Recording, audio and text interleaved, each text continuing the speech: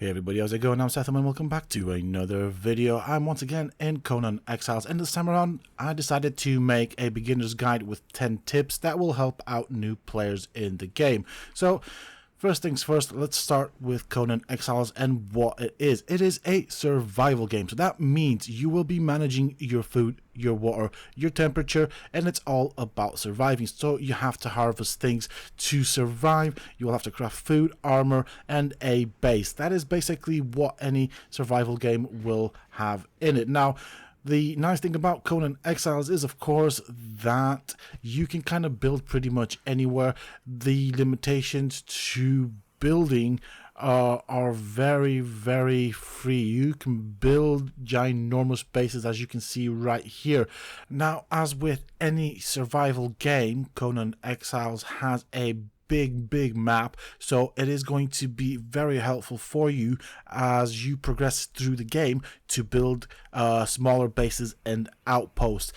You do want to try and build them in a location where people cannot get to them, but also do bear in mind that the game has a thing that is basically called a purge meter, where after a certain point, when the game thinks that you are prepared enough, it will send armies of NPCs to attack your base. So for that reason, you probably want to try and build your outposts somewhere on cliffs so that they are out of reach of NPCs, to make your life that much more easier.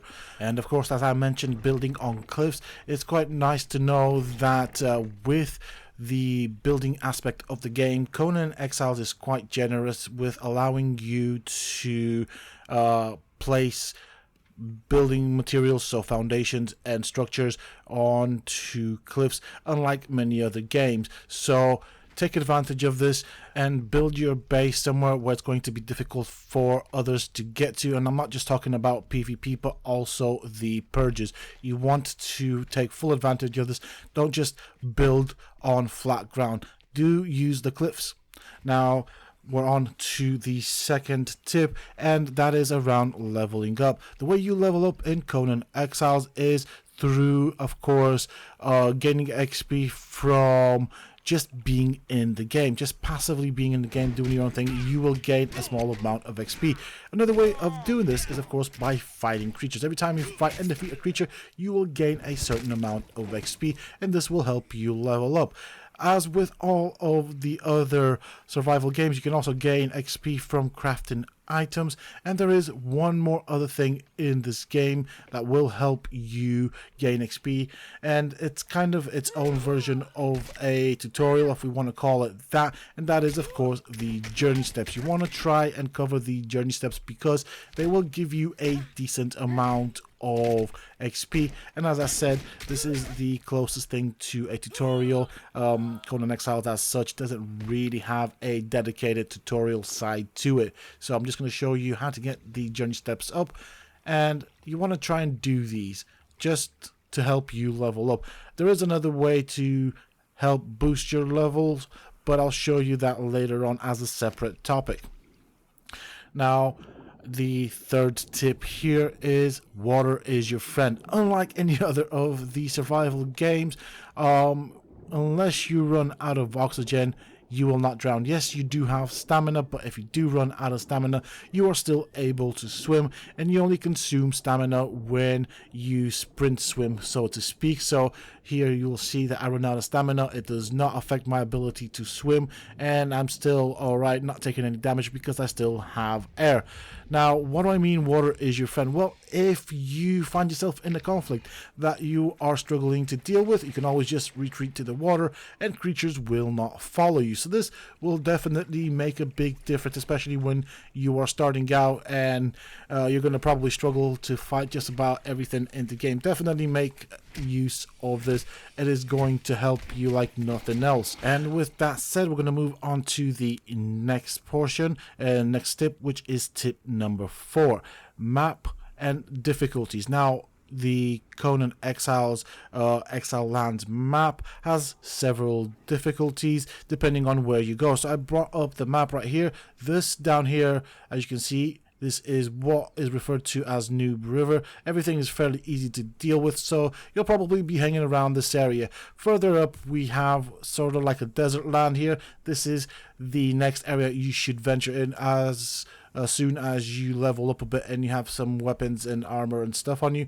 But then further to the right, you will see that there's a green area. This is kind of like a jungle area. This is the next level up. Over here you will find creatures that are somewhat more difficult, and also the rewards will be better. In this area there will be specific items and creatures only to this area. And if we go further up, so if we go further north, we can see this terrain starts to change.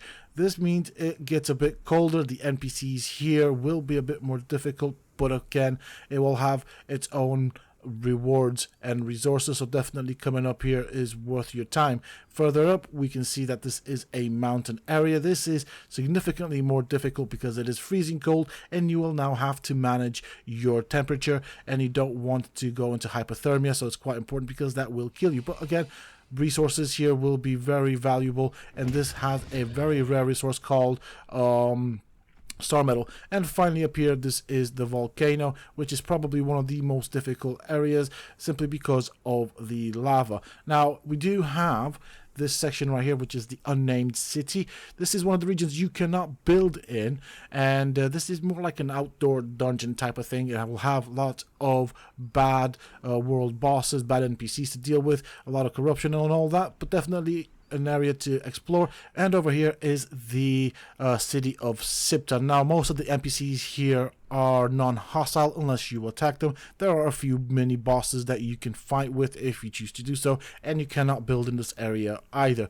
Now throughout the world there are bosses that you also need to be wary of, but again I will cover that later on. I think this is one of the best places to come farming for loot, and it's definitely one of the end game areas, so that would be the unnamed city. And yeah, so this is pretty much it as far as the map goes. Now let's talk about building a base. So as you can see right here, you can build a humongous bases if you are on a PvE server. If you're on a PvP server, you want to focus on areas where you can build a base that will be difficult to reach. They do have trebuchets in this game, so if you build up a cliff and you kind of claim that cliff for yourself and you have a destructible bridge, it is going to be difficult for your enemies to raid you. I mean, that is one of the features for PvP. It is always about raiding. Now in terms of PvE, you can build anywhere, but why be boring and build on a flat surface? I made use of a cliff right there. So for example, that right there, you could build a PvP base if the town of Sethum was not there. Because it's close to Sethum, you can't build it, but there are many cliffs around in the game that you can make use of. You can build small bases, you can build big bases. I personally enjoy building off the ground because it just gives me something to try and be creative with. So I'll try and find another area right here. As you can see, there are many cliffs to take advantage of, and it's really nice because unlike many other games, with the way the building works in Conan Exiles, you can actually snap foundations on the sides of the cliffs and actually build something nice and unique. Not many other survival games have this included in them, and it's definitely worth taking advantage of this feature. I strongly recommend building your bases somewhere nice and unusual, because why not? Now let's get into the other side of building. This is tip number 6. Windows and of course chests. As you can see, the chests are all open. This is what they come as. Naturally, when you place them down, you will have to manually lock them. But if you place a chest next to a window, someone from outside, so let's just pretend that I am a person that's being nosy, I can access the chests from outside the window. So make sure your chests are locked. Do not place them, or try and avoid placing them underneath windows. If you do place them underneath windows, definitely lock your chests. As you can see right there, I can definitely access the inventory of the chest. So that is one way for people to grief you and steal all your hard work. And we're going to get into another side of leveling, but also something that is fun. Dungeons. It is one of the very few, if not, I think, yeah, one of the very few games that is a survival game that also has dungeons. definitely prepare for them and most definitely do them. By doing the dungeons, you will unlock more levels, you'll gain up levels as you do the dungeons, but also you will have to fight a boss at the end of each dungeon. Once you defeat the bosses, you will get unique items, but also there will be most often a tablet there or some sort of rune that you can interact with that will teach you new items, that will teach you new skills, predominantly items that you can craft. So definitely worth doing dungeons, fighting the bosses and learning those new items. They will help you with progression. So as you progress and go through all of the different tiers dungeons, because they do have tiers and level requirements, it will help you get access to the best armor in the game, which of course will make a big difference in your ability to survive when fighting and just generally enjoy the game. Now, one specific thing about dungeons in Conan Exiles that I quite like is you can choose to bring friends with you if you want to do that, or you can bring a thrall with you or a pet to help you with doing the dungeon, and that's quite cool if you want to do it by yourself. Heck, you can bring friends and they can bring their pets and thralls as well, so it can be a nice giant party. So I'm just going to show you right here, for example, that if I interact with this, I have learned all of these wonderful recipes that this boss had to teach me. Next up, we are going to talk about the taming method. Yes, you can tame in the game, and it is quite an important element of the game. It will make a big difference. So in order to start taming, you will want to unlock the Thrall Taker over here. Now, Thrall Taker will be unlocked at level 10, and it will give you access to all of these things underneath it. So, for example, with the Lesser Wheel of Pain, what you will learn by learning Thrall Taker, you will be able to tame thralls. These are NPCs that you then knock out with a truncheon, then use a binding, drag them to the Wheel of Pain, whether it's the lesser or greater, doesn't make a difference, and then you break them and make them your thrall.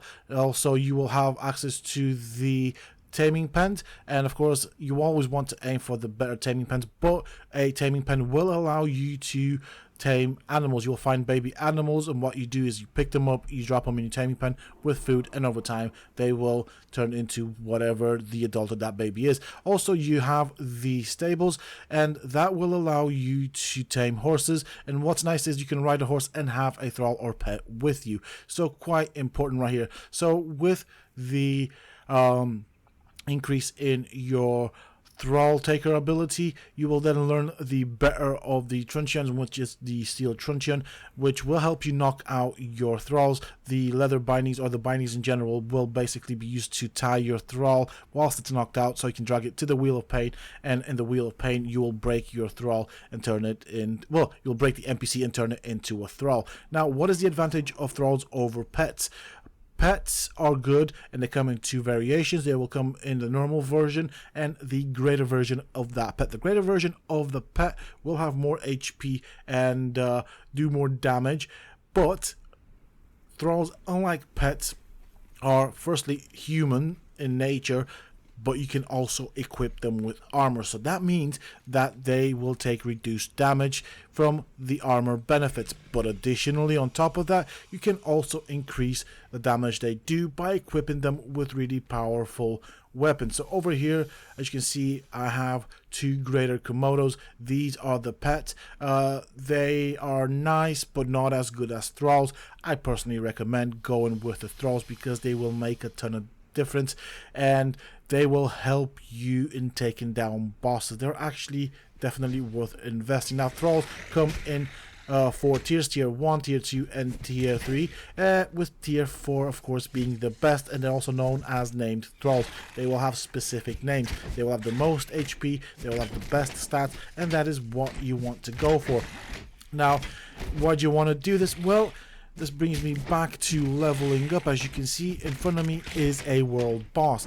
It is a world boss because it's in the world, and it also has 3 skulls. You also get mini bosses, and you'll recognize these because they have a single skull.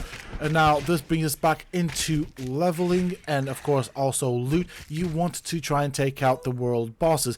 Once you have yourself a tier 3 or tier 4 thrall, definitely worth farming these guys because they will drop a lot of good loot. They will sometimes drop a skeleton key, which will unlock a skeleton chest, which in turn will give you some sort of good weapon. But on top of that, they also give out a good amount of XP. And if you have a good thrall with a decent amount of armor and a good weapon on them, it will be as easy can be. Now, this brings us into the 10th and final tip. Make sure you take this right here. Why? Well, if you are playing on a server, whether it's a private server or an official server, people can spam you with clan invites, and so what will happen is they will invite you into their clan. Once they have invited you into the clan, everything that you've built, all the resources that you've gathered will be added to the clan's resources, and then they will kick you out of the clan. And so basically everything that you had now belongs to them because it belongs to the clan. So people have griefed other people with this method. Now, alternately, you can also create your very own clan and be by yourself in it if you choose to do so. This will also help with dealing with the spam clan invite, but the simplest way is just block clan invites, and this makes life easier until you decide to join a specific clan or you make friends with a specific clan.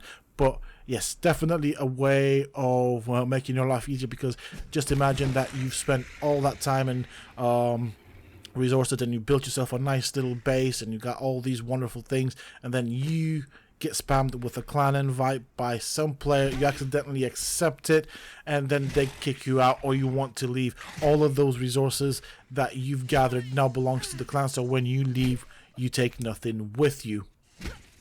Setting up a clan is as simple as going into the clan title right there, type a name, press enter, and there you are, there's your clan. And that is pretty much it for this video, folks. Which tip did you find most useful? Personally speaking, I have my own server, so I don't really need to bother with griefers, but those that do use the game on official servers or private servers, I do think that the window and the open chest system was a good tip, as well as blocking the clan invite until you are ready to join a clan. I think those were both really good tips, and as a new player, it can definitely make a difference in terms of the experience that you'll have.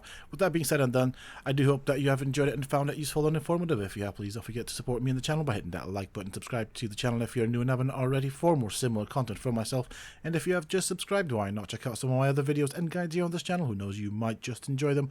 And don't forget to hit that bell icon so that you get notified when I upload new videos and content to the channel. Also, for those interested, you can always find me on the Sethtopia Discord. Links, of course, you can find down below in the video's description. And until next time, stay safe, folks.